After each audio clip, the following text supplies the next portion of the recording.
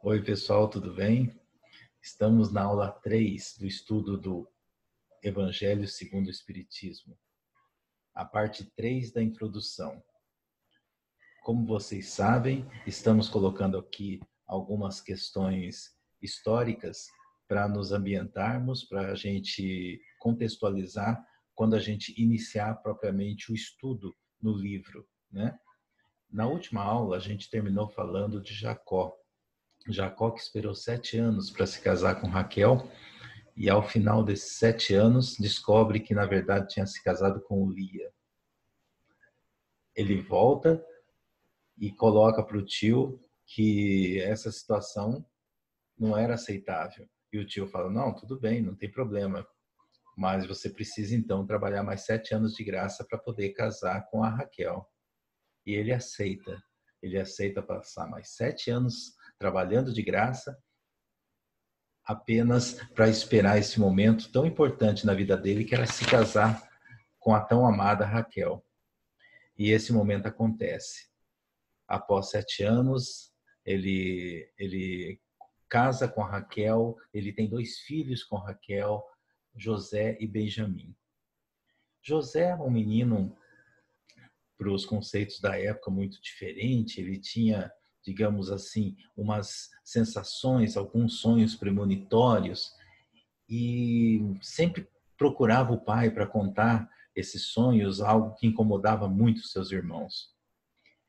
Um desses sonhos que teve muito destaque nas escritas bíblicas é que ele sonhou que, enquanto eles estavam colhendo trigo, aqueles feixes dos irmãos e do pai, os feixes de trigo se curvavam para o feixe do José.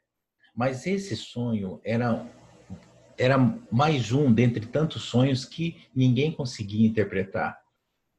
O que significava esses feixes de trigo se curvando aos feixes de José? Mas, independente de interpretar ou não, o incômodo dos irmãos era grande. Tanto que eles falaram assim, a gente tem que fazer alguma coisa, não está dando para continuar. Esse menino, ele centraliza todas as atenções do nosso pai, e a gente tem que dar um jeito. Então, um dia, enquanto eles foram levar um rebanho para pastagens bem distantes, iam ficar durante muito tempo lá, decidiram acabar com a vida de José. Colocaram José num poço e dali iam afogá-lo. Rubens, o irmão mais velho, interveio. Falou assim, não vamos fazer isso, não vamos sujar as nossas mãos com o sangue do nosso irmão. A gente tem que encontrar outra saída. Mas o quê? O que a gente vai fazer? Porque se a gente tira ele do poço, né? Um outro irmão comentou, se a gente tira ele do poço, ele vai contar para o nosso pai. O que a gente faz?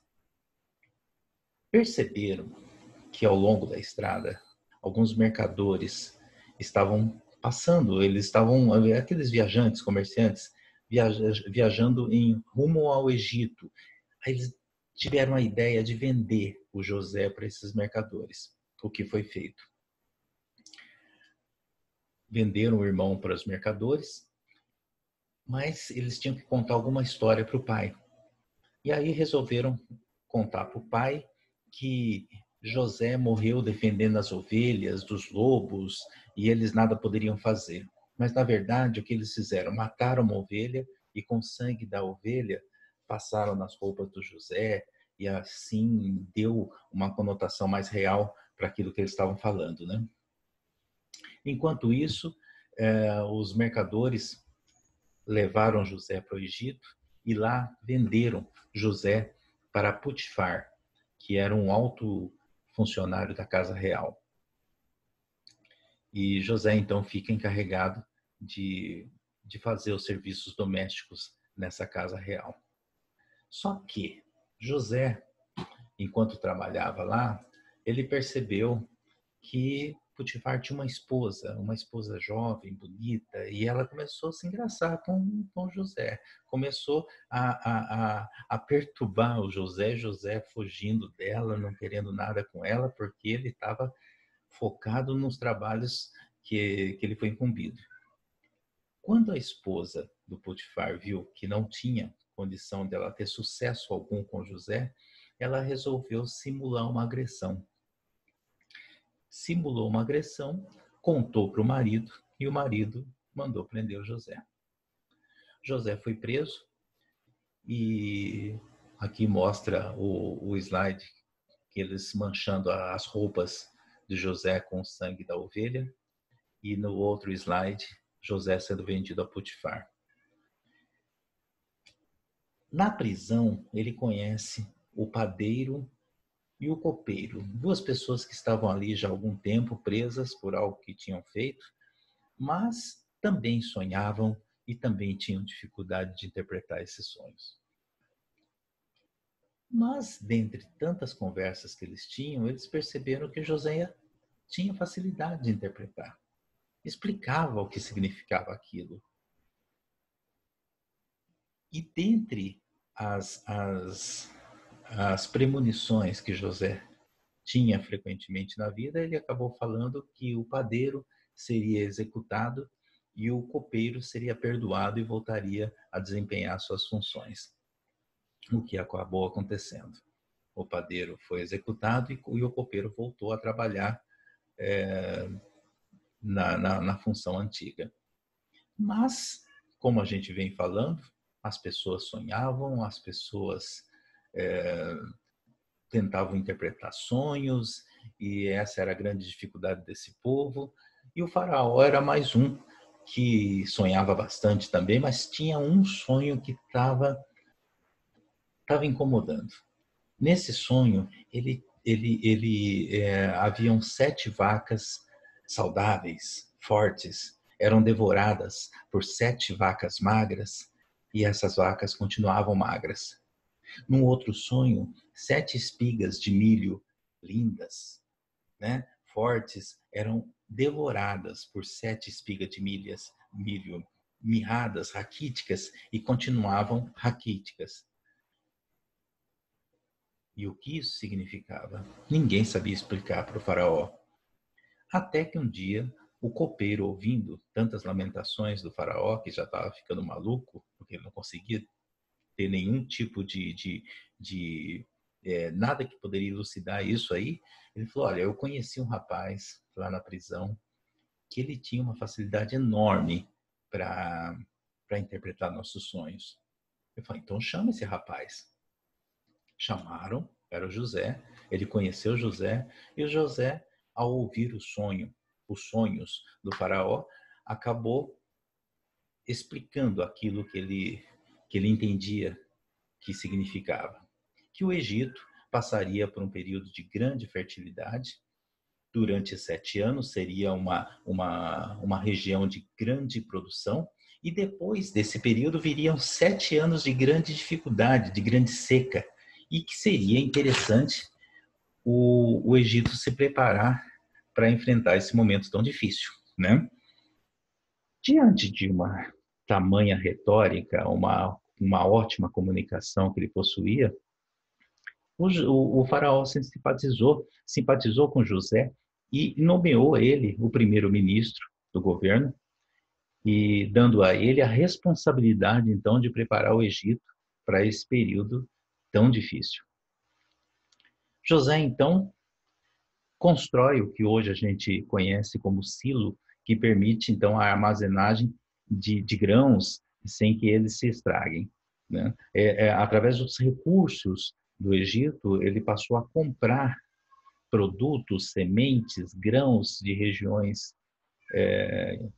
próximas e distantes também do Egito, para que o país tivesse uma condição de passar da maneira menos dolorosa possível desses 7 anos de seca que viriam. E José foi ganhando poder, conheceu a filha de um sacerdote, o nome dela é Asenate, e ele teve 2 filhos com essa moça, o Manassés e o Efraim. E chegou esse momento da seca, tudo começa a ficar difícil, as terras começam a ficar improdutivas, mas só que esse problema não acontece só ali na região do Egito, mas em toda a região.